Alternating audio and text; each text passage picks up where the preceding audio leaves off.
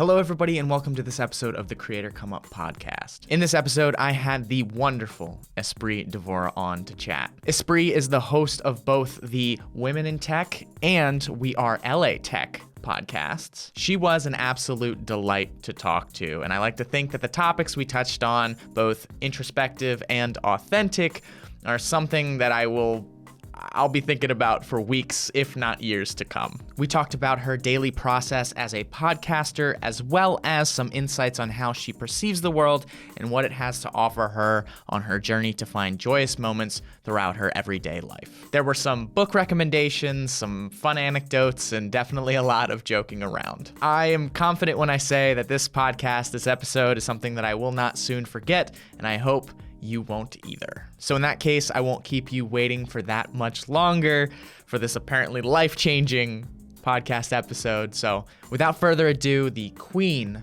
of podcasts herself, Espree Devora.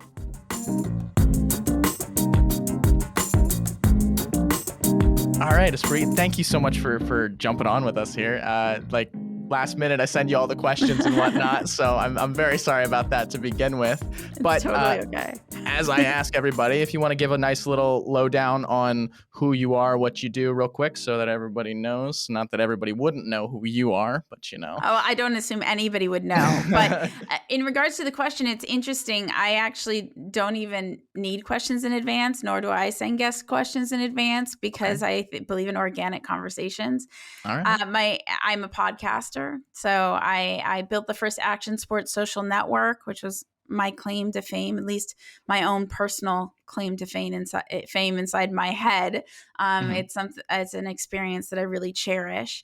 So I took my talent in producing action sports video segments and traveling around the world, just spotlighting athletes. It was so exciting, and decided to use that talent to champion the Los Angeles tech community through podcasting. And then I created the Women in Tech podcast a year after that. And then I started producing podcasts for brands and more podcasts myself. I'm right now launching a podcast called What is NFT and another podcast called Brag. I love the world of audio, whether it's podcasting or it's social audio and Twitter Spaces and Clubhouse and all these other apps coming about. I just think that the art of connective conversation is so beautiful, and it's like you're able to give access to rooms and spaces that people wouldn't otherwise have access to. And conversations that people wouldn't be able to have on a normal basis. No, Right. Absolutely. Now, you mentioned Clubhouse, and I just kind of want to jump into this first question that my supervisor had. Yeah, it's how did you get your face right there on the front of the app? How did you serendipity? Oh yeah, is that the answer? It is the answer. I didn't strive for it. I think it's really unhealthy to strive for follower counts. I think we're all what's the word, we all live in a world where that feels really important. So it has to be a conscious choice not to strive for that. But I didn't strive for follower counts. I didn't strive to be the face of the app. I just showed up. That's it. I just show up in service of community. That's not really an easy choice to make. It's a choice I've made for a really long time. And it's a choice I'm doing a lot of reflecting on now. I actually moving into a chapter of my life where I'd like to be more selfish. And my mentor says you have to be selfish in order to be selfless. Sure. So I kind of was selfless first, and I'm like training myself how to be selfish, which is really hard for me. Now, what does that mean to you? Like being more selfish? Is that more with the side of gaining the followers and doing that kind of a thing? Or what's selfish to you? It means taking time to wear a face mask this morning. Okay. It means going on a hike. Nothing to do with followers. No, it means going on a hike. It means calling my best friend and asking how she is. It means cooking myself an amazing breakfast. It means doing a headspace meditation. Mm-hmm. Okay. Yeah. Now, you run a lot, like you said, you run a lot of different podcasts, you run a lot of different businesses in the back end. How do you make time for this in this new chapter of your life of, the selfish chapter of Espree's life? How do you make that time? I think that's the thing. It's before or up until now, I've given all my time away. So it's more like, how do I give myself the time first and then decide how do I make time for others rather than giving all my time to others and then not having any time for myself. Someone told me a while ago, and I think it's a popular phrase, but I had never heard it before at the time, where you want to give from a place of overflow. You don't want to run on an empty tank and then give from your reserves. Yeah. I'm like, whoa. And so quite frankly, at least in the last few years, I've been giving from my reserves and not from a place of overflow. And so I want to change, like, not just wanted to, like, that's changing, period. Like, I refuse to live in any other way than to be okay. Like, if I'm not okay, how can I possibly serve community? Now, what's your opinion on the fact that, like, do you think that you could have gotten to where you are right now without being as selfless as you were and giving everybody your time? I think this world is filled with like a zillion different pathways, and there's no right or wrong one, as long as you're not hurting people. And all the pathways would take me on a different adventure. Sure. Okay. Yeah. All right. I mean, fair answer. Yeah. It's a really honest answer. Like, I'm not being abstract. Like, it's true. Like, sure. Every choice we make leads down a different path. Yeah. Absolutely. We wouldn't be here where we are right now without every decision we've made. Even the bad stuff. Like, it's what I've been reflecting on a lot lately. Like, I've had, unfortunate things that have happened in my life. And I'm like, like, if those unfortunate things didn't happen, I wouldn't have attained XYZ. A perfect example of this is like Will Smith in his new book talks about how he experienced this terrible thing between his mother and his father. But because he experienced that terrible thing, the coping mechanism he took on was to entertain. He's like, if I can entertain, then everything can be fine. There is no hatred inside of laughter. Okay. And so now he's, one of the biggest entertainers in the world. I was thinking about that. I'm like, I wonder if he wouldn't have ever become the Will Smith we know today had he not had that unfortunate experience happen when he was a child.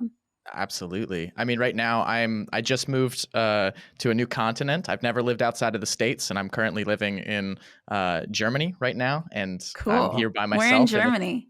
Right in the center of Berlin. So nice. we're living it up Berlin style. Yeah, that's it's cool. I'm enjoying myself. Are the clubs but it's also, back yet? A little bit, actually. Like, it's very much like COVID restrictions of, you have to show vaccination, you have to get tests, you got to do all this stuff to get in. But for the most part, like, I've been to a couple parties here and there. So if you're ever in Berlin, you can always hit them up. Berlin's amazing. I've even been rejected from, what is it, Bergheim? Bergheim, yeah. Like, getting rejected is like even a mark it's still of a Berlin success. thing. Yeah. You're not a Berliner until you get rejected from Bergheim. Oh, that's so funny. Oh my God. Back to the questions at hand. Well, number one, would you recommend that Will Smith book? I saw it come up in my Audible recommendeds, and I get my Audible thing here soon. So yeah, I haven't listened. I've listened to like a crazy amount of interviews about the book. Like, I watched his whole series, like The Best Shape of My Life. I watched his interview with Oprah. So I've watched a lot of stuff around the book, but I haven't read the book. It's next right now. I'm just finishing today Greenlight by Matthew McConaughey, which I highly recommend. Yep, I already read it. It's amazing. It's amazing. I love him.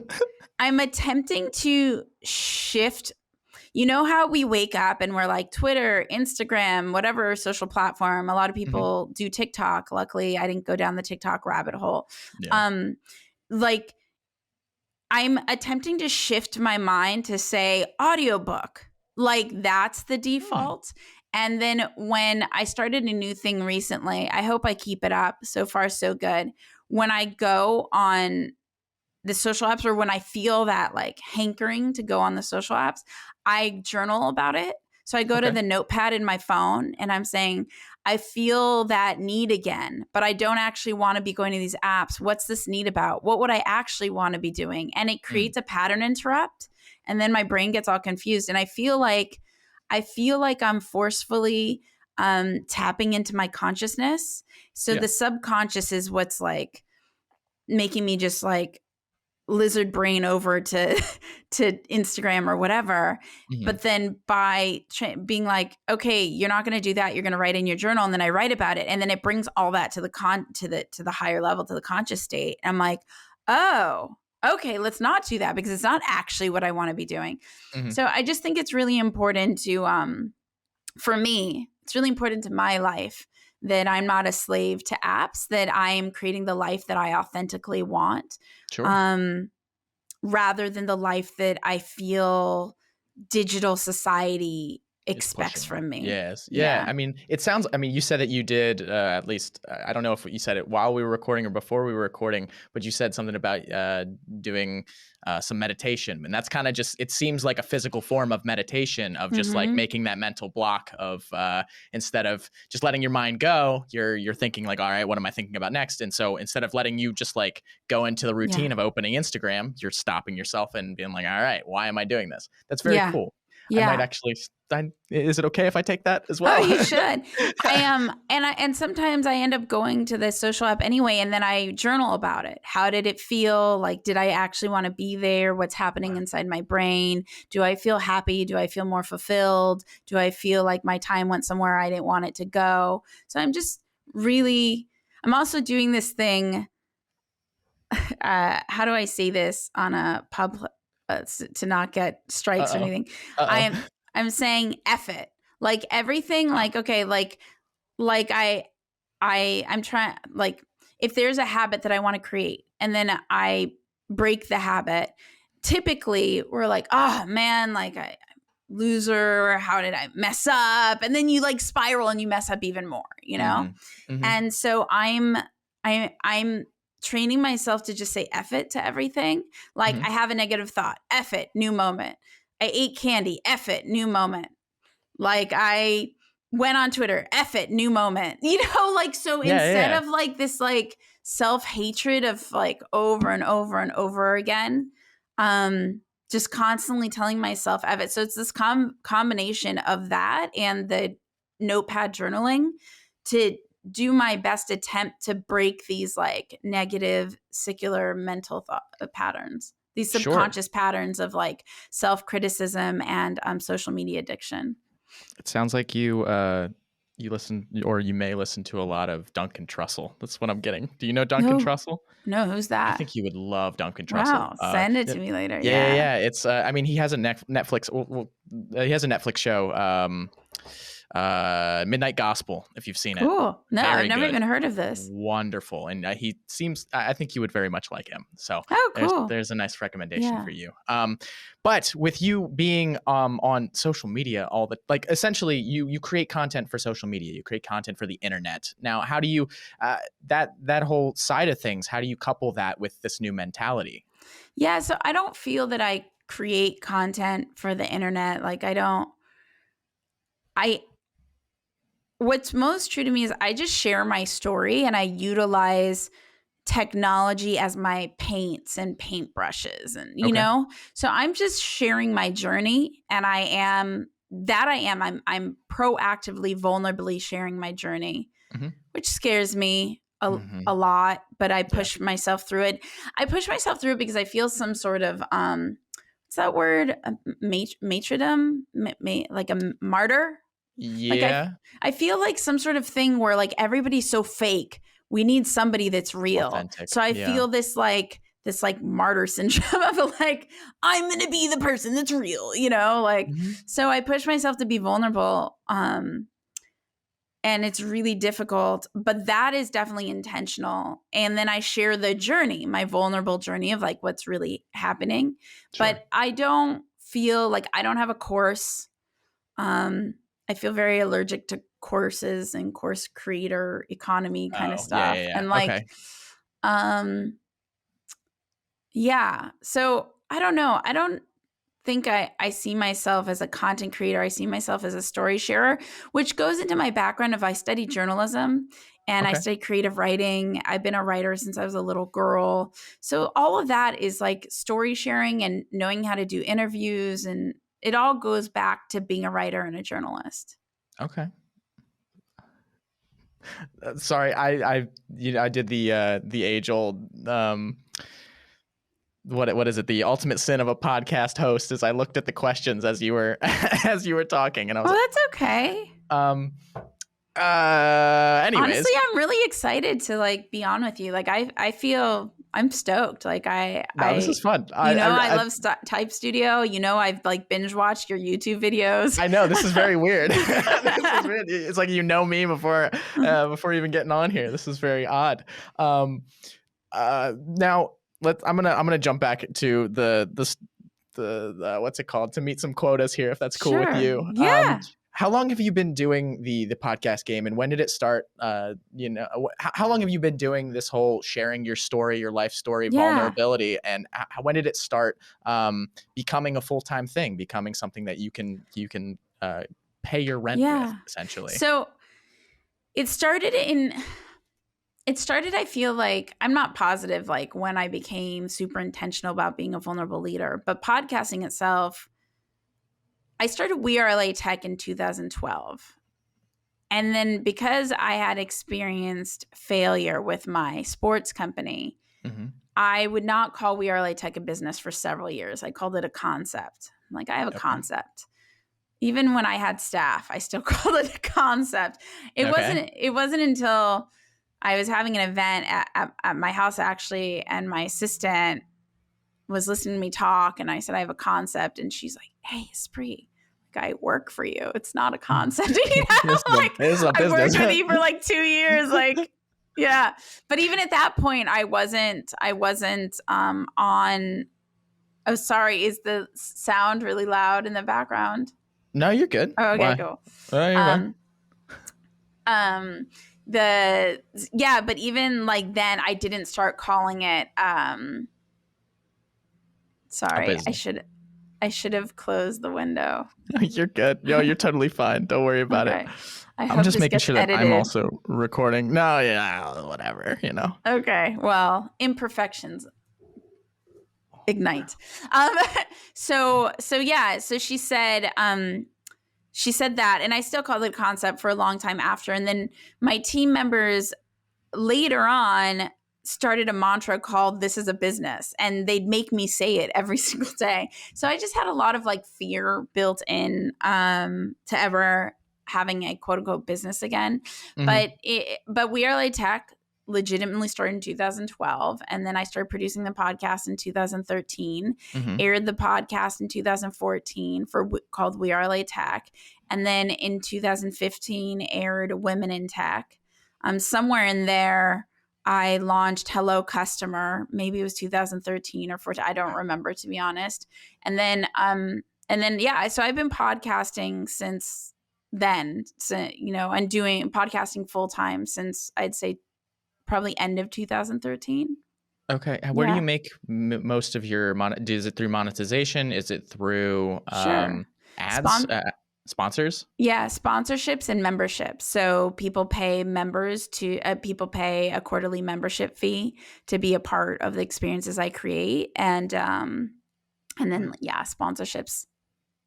Okay. Now, when you first started, was this? Why did you choose podcasting? What made you choose the podcast with WeAreLATech? So.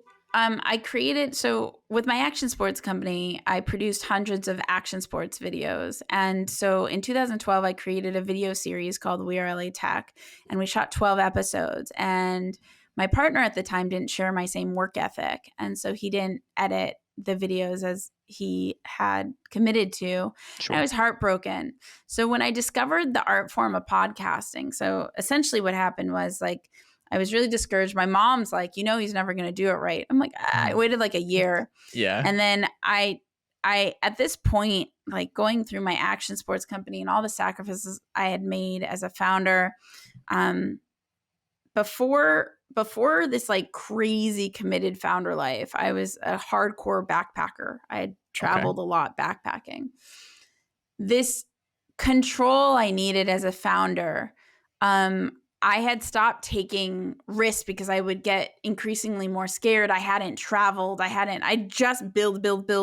No dating, no fun, no friends, just build, right? Then, so after this video series thing, I was like, I found this conference in Amsterdam that was like for designers. And I had heard that like European designers are like amazing. They're so talented at UX, UI. And I'm like, I'm going to go to Amsterdam to get re-inspired. And at this point, I was really scared to travel. Like I wanted to lean into my fear. Like I had just sacrificed so much of my personal identity. Mm-hmm. So I got a ticket to Amsterdam. I decided to travel without a computer or phone. And it was supposed to be a 2-week trip. And I didn't even have music because I think I forgot like the iPod or whatever. Espree, are you insane? What are you? Yeah, totally insane. Oh my God. So then it was supposed to be a 2-week trip and it turned into 4 months backpacking all throughout Europe without a computer or phone. I didn't eventually buy an iPod out of a vending machine. And then I got music from one of the people I met on my travels. They put all their music on my iPod for me. Wow. Yeah. So that was amazing. That was really amazing. How did that turn into a podcast? Oh yeah, I was like, where was I going with that? No, it's okay. Keep going. So I love this. My friend that I saw on the travels, he was listening to podcasts. Mark Kohlberger from Beta List, and he's like, "Yeah, you got to check this out. It's great." And he like recommended some podcasts. Now I didn't know I had been listening to 2 podcasts before because I didn't really know what a podcast was. So I'd been listening to Justin Jackson's podcast. He had a podcast called Product People. He's now owns Transistor. Nice. And this other podcast, I can't remember what it was called right now. But I just accessed those from my computer and I was like listening to the files. I didn't really understand this was a podcast. Yeah. So my friend Mark is like, oh, I had an Android. So my friend Mark with his iPhone was like, look, podcasts. I'm like, weird. You don't need video for that? He's like, no, they're audio. I'm like, great. So I come back to the States and I decide I'm going to start podcasting because I could do it all myself and I never have to rely on an editor again. So I'm self-taught and produced, recorded, edited the whole thing by myself until I eventually started hiring a team to support me in production. But yeah, like that's how I started podcasting is that the heartbreak from my 12 video episodes that didn't get edited. You just took a trip and it was like what is it? An epiphany driven trip, though, 4 months backpacking through Europe. That's amazing. Oh my God. I thought you were going to be like, yeah, I've been doing video production. And then we just thought about, why not switch to podcasting? No, you had like a whole epiphany. That's amazing. Podcasting wasn't a thing then. I mean, I think it was a thing for hardcore nerds that were super into tech because it was still hard to access a podcast, and also comedians. That's really who like made the foundation of podcasting.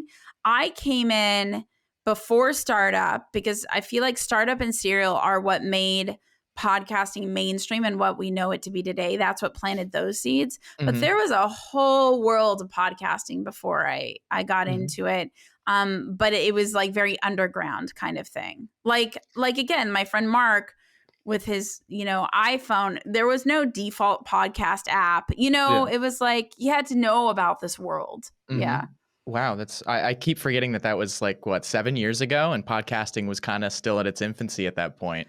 I learned what mic to get from Ryan Hoover because he had the Product Hunt podcast, and this is at a time when Product Hunt wasn't where, I mean, it was really cool, but everything was just still in its infancy. Yeah. So I was like, yo, dude, you sound really good. What are you using? What are you talking into? Audio-Technica 2100. I'm like, thanks, man. And then I got one. Nice. Wow. Recommendation from the top man himself. That's awesome. We're all top. Hey.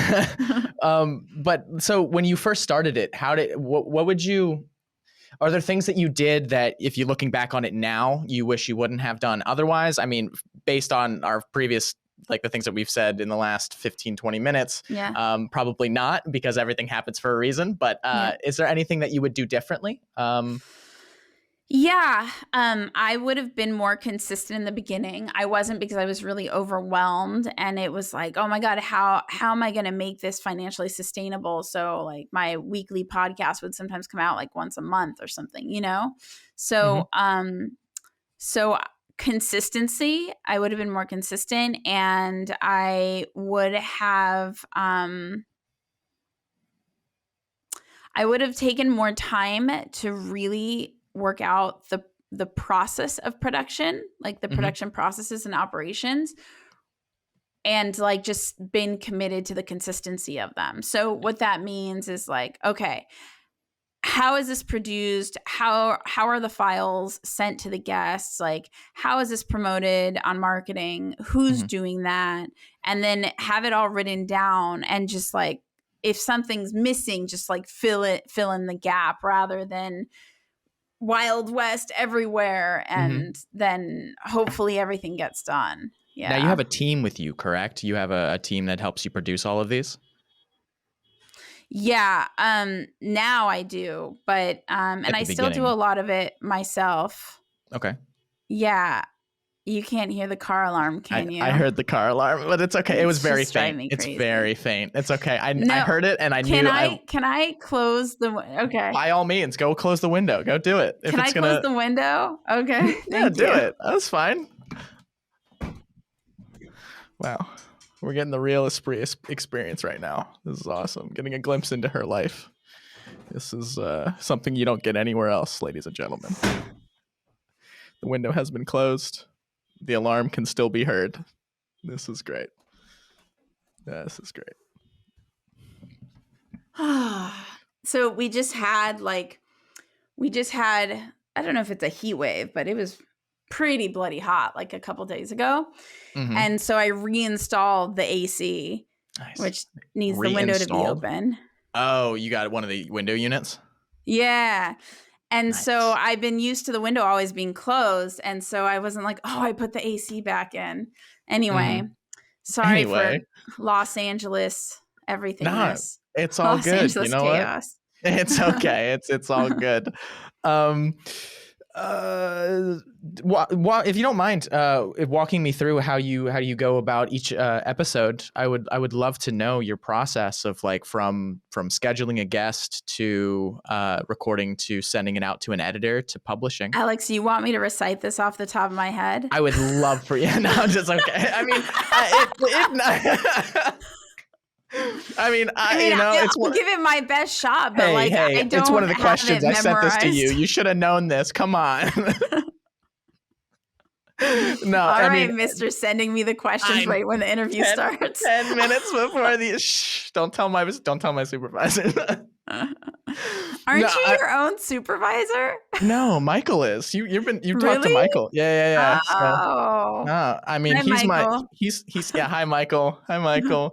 He's head of marketing, and I am his so underling. funny. I do all the video. So he's my boss. Okay, I'm gonna try to recall this. Please. And if it's not 100% accurate, I'm going to be very upset. Okay. Deal. Man,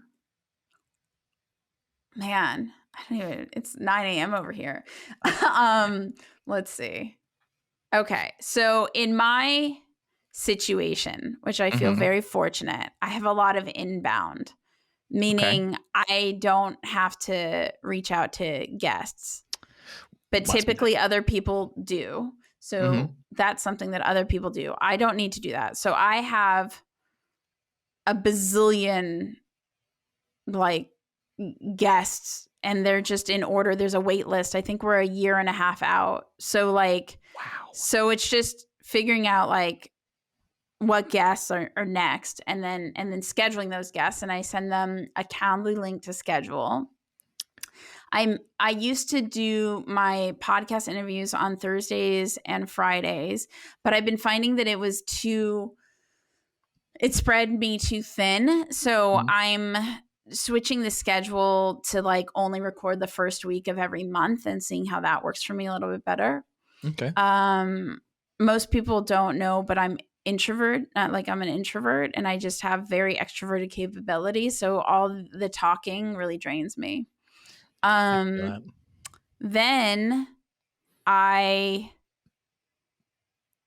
so it's booked using Calendly, and then they show up, and I use some sort of remote recording. However, that's not normal. That's a pandemic thing. So if it's So every show I have is different. Like WeAreLATech is an in-studio show with Los Angeles tech people, and Women in Tech is a travel show like around the world, both with different gear sets. So I'm just talking about remote recording, but I actually don't usually do remote recording unless I'm producing something for a brand.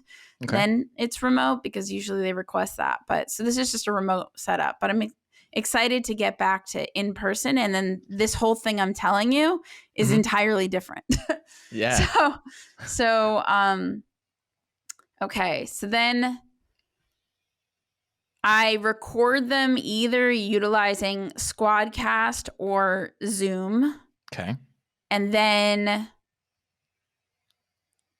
I put the episodes and interviews in Trello, and then my editor accesses them, sees what's going on in Trello, and he grabs the files and he puts them into Dropbox, and then he edits them, and I have someone who also checks them, and then he adds them to a spreadsheet, and then my other teammate sees on the spreadsheet when they're, and he uploads them to Simplecast for scheduling. He also creates artwork for them using Headliner. And then my other teammate, she looks at the spreadsheet and messages guests with their air dates. And then afterward, she messages guests with their links and their headliner links, so they have assets. We do not ask anybody to share. I think that's really annoying. So I just say, here's this, use it for your personal photo album or whatever you like. Like, I can't stand when anyone asks me to share something. Yeah. And then sometimes we post that all those things on our socials, but we don't do it religiously. Sure. However, we are going to go into our back catalog and do those. And we used to have a spreadsheet that had every last thing mentioned in every single episode. So then we could reach out to everything mentioned via social media and say, hey, you were like in this, you were mentioned in this episode. And that's a really rough like outline, but and we do all our communication in Basecamp. So all the back and forth is in Basecamp. So we essentially use Trello, Dropbox, and Basecamp. We only use Trello as there's something about Trello having, what's it called, where you have the columns that you could like move things forward, and Basecamp doesn't have that. I don't know. I don't think I've ever used Trello, to be honest with you. It's also in Asana. It's in a lot of them. Kanban board. Like we don't have a Kanban board in Basecamp, so yeah. All right. Well, like I said, I don't think I've ever used Trello, but so I'll take your word for it at least. Yeah. All right. Thank you for giving me your lowdown on your entire life. I appreciate that. I'm sorry I asked you that at 9 a.m. or almost 10 a.m. at this point. I'm sorry. Yeah. Like, whatever. Okay. But a question that I have for you is you have a very interesting style for your recordings, as well as how you form your podcast. And to be honest, the reason why Duncan Trussell's name came up earlier was because when I first listened to your podcast, he has a very similar structure to his show as well. So I'm wondering what your inspirations were for yourself creatively, whether it be back when you were a journalist or anything to any extent. What are some of your larger inspirations creatively? I think that what's most important for me in any kind of like audio or written piece of work that I create is, how is this positively impacting and helping someone's life? Like, does this need to exist? Am I sharing something that can't easily be found somewhere else? So I think that that's my driver, like in moderating a social audio space, audience first, in writing a piece on a media site, audience first, in my podcast, audience first. Some of the other things that I'll do on my podcast is like I'll protect my guests. Okay. So I want to make sure my guests are safe, that they can't lose their job, that I'm not looking for scandal. I'm not looking to hurt someone's life. The point of my podcasts is to elevate everyone involved. Mm-hmm. And so if I throw someone under the bus or do something because I think it will get me more views, that's just gross. Yeah. So I just don't want to be gross. So what's your opinion on the idea of needing to copy other people and be like that in order to get somewhere? Because you're very much about the authenticity of just like sharing your story. But a lot of what at least up and coming people are told is to kind of copy the big boys and do what they're doing. And it seems to work for some people. But so I don't think there's any original idea. I think Plato said that, or Socrates or something. Like, I mean, so we're all copying one another. I think the thing that I strive for is vulnerability. Like, yes, being authentic too, but it's more about vulnerability. That's the uniqueness. And I totally learn from everybody. I have a ton of books on my bookshelf right there where I'm totally inspired, like Tim Grahl and his writing, and I have the writer's journey and Made to Stick, and I'll show your work. I mean, like there's different types of copying and learning about formats and structure. But do I plagiarize? No. Do you not? No. You know, like, do I? Yeah. So I think I'm just very, my leader is being vulnerable. So it's like, am I just sharing my story in a vulnerable way? But yeah, I'm learning from people all the time. I guess I don't know to what extent you mean as copying, because there really is no original thought anymore. We're all copying one another all day long.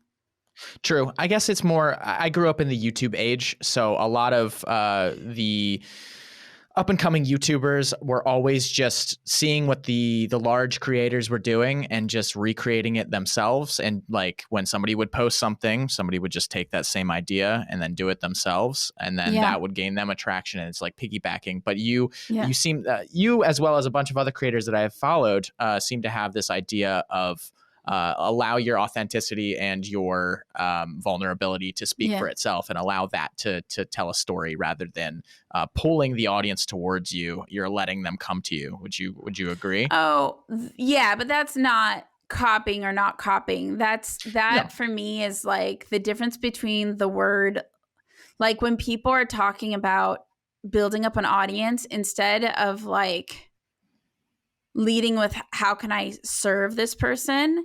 They're like, how can I convince? Like convince are such like aggressive words. Like if you have to get or convince anybody of anything, like they don't really want it. You're manipulating someone, you know, they don't really want it or need it. I was having this conversation with my girlfriend, Justine. Everybody keeps asking me to make a course. It's like, and it's so against my ethics to like make a course.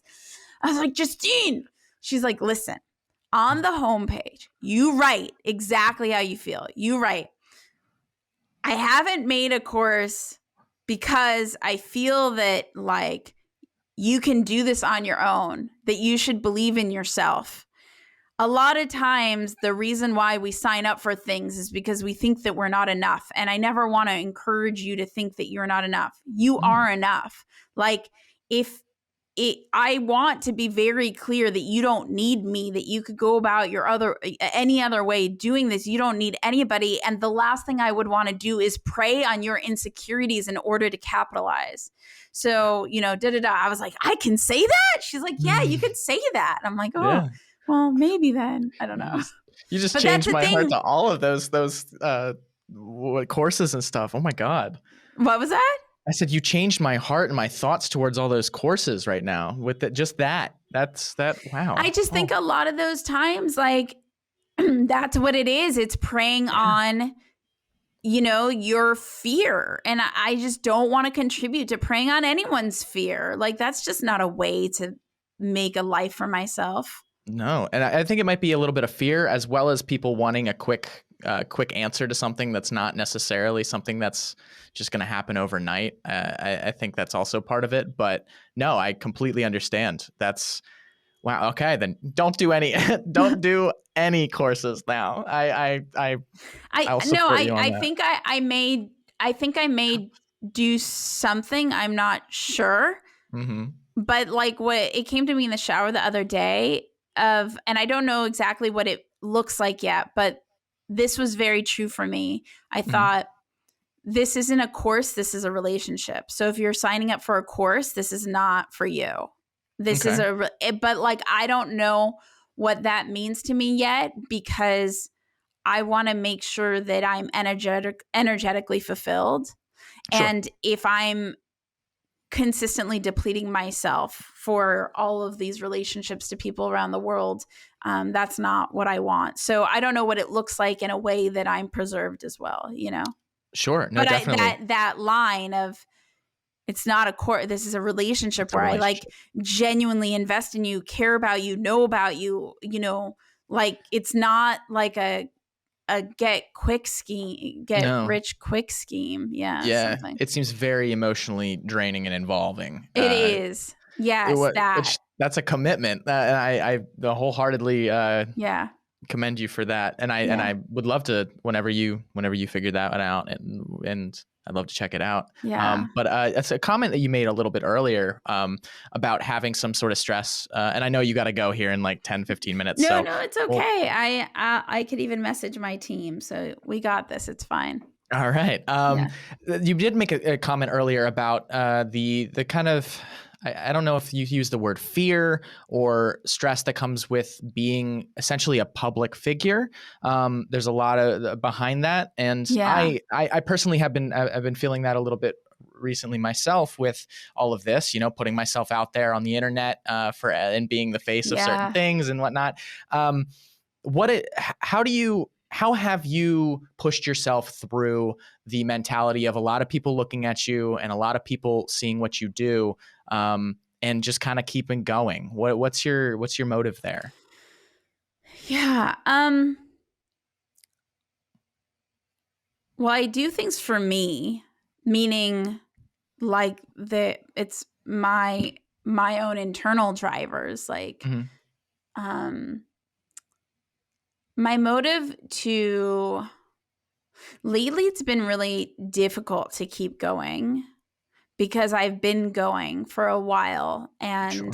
I've gone that path. So certain statements like, if you just persevere, you'll win.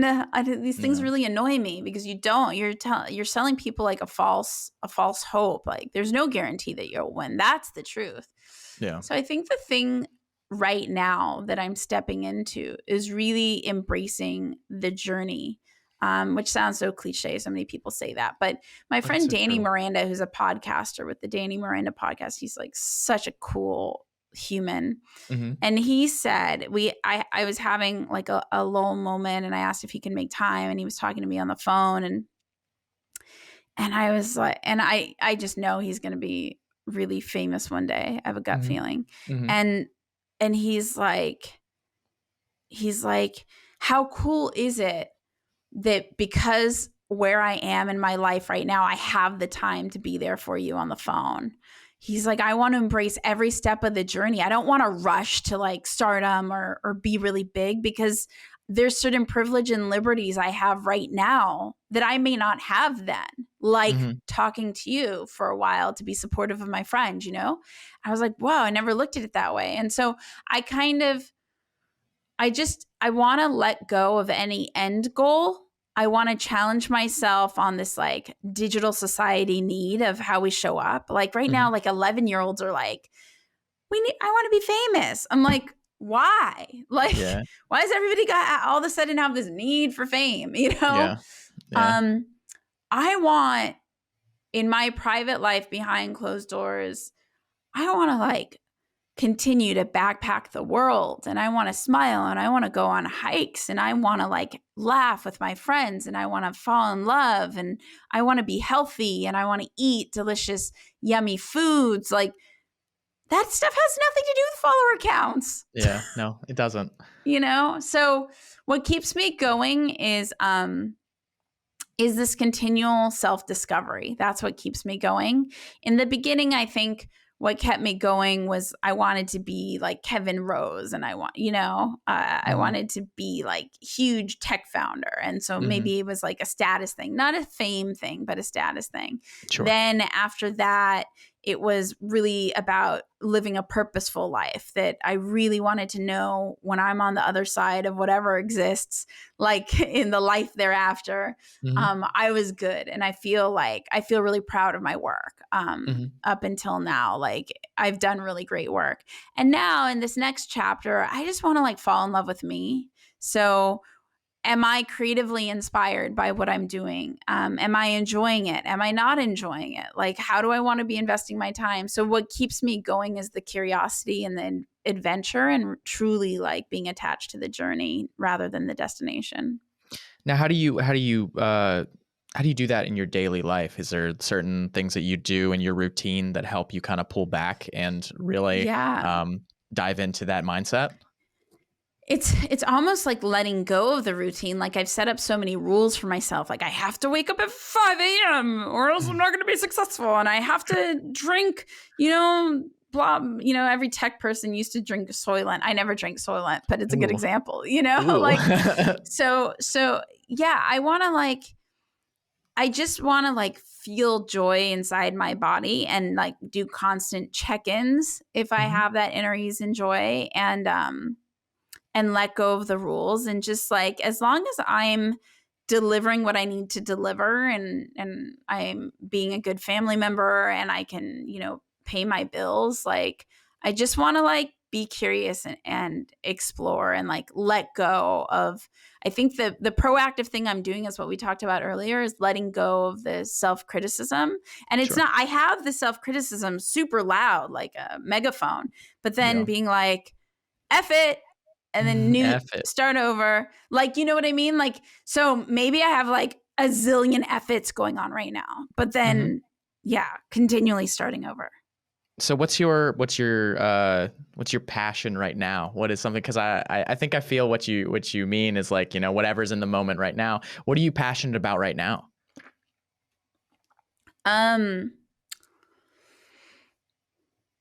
Joy. Okay.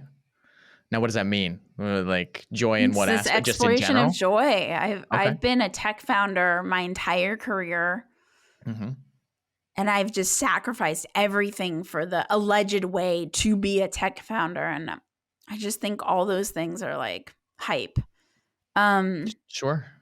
But then again, you also are now at the spot where you can take the time to focus on your joy and stuff, all because of where all the previous experiences and hard work that you put. So I mean, that's an assumption you're making because of a perception that you have based on digital vanity. Ooh. Oh, you just called me out. I'm sorry, Espree. My bad. I didn't mean to. No, I don't take offense, but that's the thing. We're all living in our own perceptions of the world, and we're all making these like justifications and excuses based on like, oh, they can do that because, like, even in the Matthew McConaughey book, right?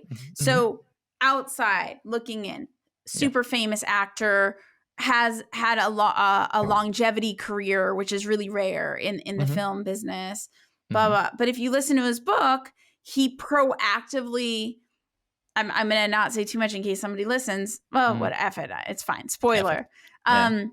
He proactively took 20 months, committed to not being in a romantic comedy because he didn't want to be in romantic comedies anymore. He turned down huge paychecks. In order to stay committed to what he knew would bring him joy, not knowing if his future would be okay. It was a complete gamble. There's no guarantee. Now, looking back, his future was okay, but there was no guarantee when he was living the 20 months. That's like almost 2 years of uncertainty, turning down these huge paychecks. Like, that's crazy, So, perception. We perceive that he's, celebrity, like amazing, doesn't need anything. But like the reality was he's a risk taker. He took this huge risk. He risked it all. And It paid off. in end, luckily for him, it worked out. But during that 20 months, you probably would have said the same thing to him. You're a successful actor. You could blah, blah, blah. Like, yeah. Now, how much of that do you think that, even with that though, how much do you think that is luck, or how much do you think that is just him being a great actor? And this kind of goes with everything, yourself. And how much do you think of your success with your podcasts and such is luck, as opposed to hard work? I think that I want to put a lot more energy into manifestation, and it sounds so woo-woo. Yeah, well. But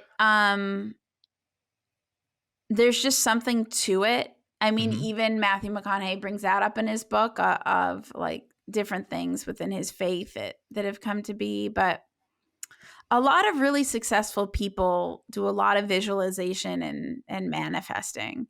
Sure. And so I don't really think it's luck. I mean, maybe some people have luck. Sure. Yeah. Fine. Yeah. I definitely don't think it's just talent, because I live in Los Angeles. There's like a zillion talented people that are still, starving artists working as a dishwasher. I think there's some things that are lucky. If you're born into like an abundance of economic, like, well-being, or wealthy family, yes, yep. Or that we're born in geographies that have liberties. Sure. That is luck, like, true. Period. That I have a healthy body, maybe that's luck, with lucky genes. Sure. Yeah. But I think when it comes to like future casting, it's a combination of drive and taking the steps to position yourself to show up to the opportunity when the opportunity presents itself. And I think maybe with manifestation and really putting together all your energy forces, like if my constant thoughts are like self-deprecating, then maybe I'm going to create more of that. But if my thoughts are of abundance, maybe I'll create more of that. The reason why I think about this is I think I'm extremely lucky. I believe, like, with all my being, that I'm extensively lucky in traveling. Like, putting the word luck aside, but that's how I visualize it. I do. It's not even a visualization. That is just my belief system. Sure. I don't have that same belief system about business. So I have a lot of like chaos and up and downs and friction in business. Sure. I'm like, in my travels, everything's been really fluid for the most part. Like, it's amazing. In my business, everything is like crazy so it's exactly as I imagine it. Both worlds. I wonder if I had the same belief system about business as I have about travel, would I have a different reality in business? I don't know. I'd have to. Is that why you're trying that at this point, to try? I'm not trying to get. I'm not there yet. First, I'm just trying to get over the self-deprecation. But welcome to being a millennial, I guess. Are you still? I think I'm right on the edge of it too. So welcome to being a millennial. It's all self-deprecation right here. Oh my gosh, so funny. Oh my gosh, I have all the sounds going on. That's okay. I think we hit our quota for the time anyways, Espree, and I should let you go to your meeting here in a little bit. I don't even know where it's coming from. I put my phone away. Oh, here we go. Oh, wonderful. Okay. I have to tell. It's like, by the way, I did want to say that we've had, like, speaking of ups and downs, in this interview, there's been ups and downs, and that's totally okay. Like, everybody who wants like perfection, or you think you need to look like Alex looks like wicked professional right now. He has these crazy cool lights behind him, like an a sound foam board like on his wall, gorgeous mic arm, nice headphones, like super professional, like, and it's great. But like I don't like, and I've been podcasting for a million years, and it's okay. Like, do that stuff because you genuinely like want to do that. Like, I think it looks dope and super cool, but it's not necessary to be perfect in order to create, in order to move forward. Like, my alarm's gone off. Los Angeles has decided to have street cleaning and car alarms and, you know, all this stuff. Who cares? What matters is that you listening are walking away being like, wow, that really like meant something to my life in a way that I'm going to make some changes, or like, oh, now I know I'm going on the right way, or it did something positive for you. So it doesn't really matter the production quality or that every step was matched and that everything was perfect. What matters is that you just keep moving forward and that you're enjoying it. Like, I'd hope that Alex like has all this stuff because it was fun for him, because it's fun and it's enjoyable and it's cool and it feels fun, right? For me, like, getting dressed is a drag, like, you know? So I want to do things where I don't have to get dressed too much, like where everything's super chill, where I could like go on a moment's notice. We want to architect the lives that we want to be living. Don't do something because you feel like you have to in order to be worthy. Do something because like it's fun and creative and it's what you actually want to be doing, which I think Alex actually wanted this and I'm doing what I actually wanted. But it's just all the little bumps and hiccups in this episode is like a perfect example. Like, it doesn't take away from it being perfectly imperfect, you know? Wow. Thank you for coming to my TED Talk. No, that was amazing. You're so sweet. No, that was amazing. Oh my God. I don't know if I am going to come away from this podcast. I wasn't going to say anything, but like, for real, like, this podcast was awesome. This was so cool. Espree, you're such a cool person. I was so nervous coming into this. I'm always nervous. Every time I turn on this camera, sitting here waiting, I usually set up my stuff like 20 minutes before and I just kind of sit here and I wait. No way. And That's so cool. It means you really care. I absolutely care. And that's the thing. Totally and means you care. I definitely care. And I don't want to mess this up. And I want to make sure I go through all my questions. I try to keep everything in line. Just like jumping on this and you being really cool, I really appreciate that wholeheartedly. This was a lot of fun. And I really hope you check out the Duncan Trussell podcast and all this stuff. You're going to send it to me for sure. I will 100%. Like, I don't know. Where do you want me to send that? Email or LinkedIn or whatever? Yeah. Okay. 100%. Yeah. No, I've Definitely. been grateful to be, I told you I really enjoy your YouTube videos and I love Type Studio, and I've been grateful to be on the show and that you invited me on. Like, I feel really grateful. Thank you. Yeah. Oh, this was amazing. All right, Espree. Yeah. Well, if you don't mind, actually, I have some questions afterwards, if you don't mind, after I hit the stop button. Sure. But thank you so much for coming on, and hopefully we'll talk again soon. Yeah. Everybody say hello. You can message me, espree@hey.com or at Espree Devora on all social. There you go. I was about to ask, where do we find you? But there you go. That's where we find you. Awesome, Espree. Thank you very much. And like I said, hopefully we'll talk soon.